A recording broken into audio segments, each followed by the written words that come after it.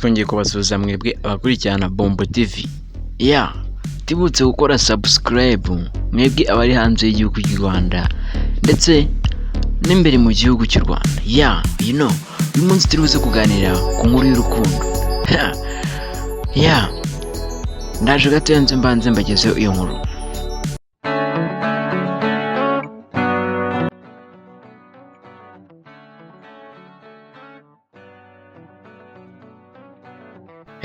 Iyo nkuru iremeza uti umukobwa yaje gukunda umuhungu. Umukobwa afata umwanzuro wo kujya kubwira umuhungu ko amukunda. Akenshi buriya tujya twizera ngo ntabwo umukobwa ngo yafata umusore ngo amubwire ko amukunda.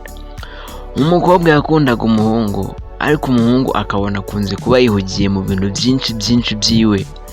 Umukobwa bikamurya cyane. Ageze baravuga ati ariko ubundi baravuga ngo nta muntu ufata iya mbere. Ati ariko nanjye ndayifashe ngiye kubwira umusore ko mukunda. Umukobwa aragenda abwira umuhungu ati nagushakaga ariko nshaka ko mu mwanya tukaganira, atari ubu ngubu ukazampamagara kuri telefoni nkakubwira ahantu duhurira. Umusore yaramwemereye koko, aramubwira ati uzaze nzabyemera aho uzansaba aho ariho hose. Umukobwa yarengejeho iminsi 5 aramubwira ati nyuma y'iminsi 5 uzaze duhurira ahantu hari ubusantere. Umusore avuga ati ntacyo. Umusore arataha. Hashize iminsi 5 koko itarenzeho umukobwa aramuhamagara. Umusore araza barahura.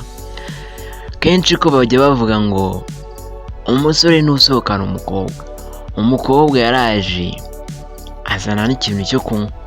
Umusore avuga ati se iki kintu cyo kunywa uzanye nari nakigusabye?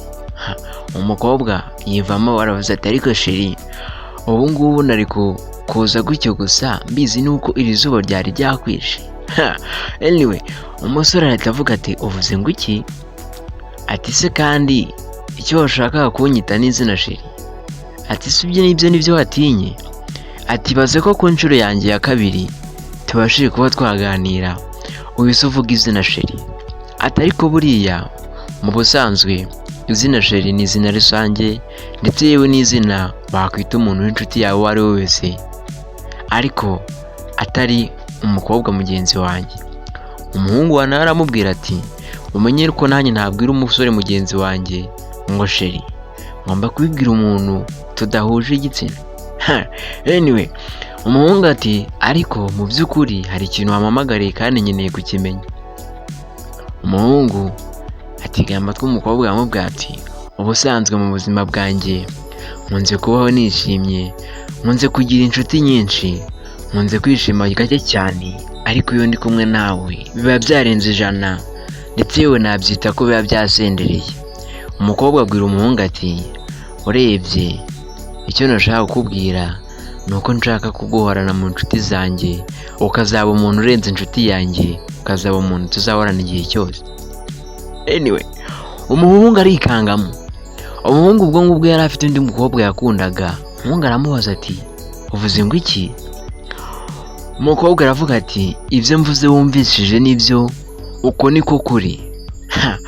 Umuhungu arangije aramusubiza ati yewe ibyo bintu ndumva bitapfa gushoboka, kuko urebye imyaka yanjye numva ko nzajya muri ibyo bintu hashize nk'imyaka 20. Umukobwa atahana agahinda kenshi atavuga ati ubu kuki ibintu nifuzaga bitagenze neza, kuko ubu se kuki ari bwo bwa mbere naba nkunze nkahita mpura n'agahinda nk'aka. Inkuru yacu rero nta tuyisoreje, mushishikariza kuzumva igice cya 2 cy'iyi nkuru ubutaha, ukuntu umukobwa n'umusore bakomeje guciringa. Ese bizarangira umuhungu amwemereye cyangwa azamuhakanira?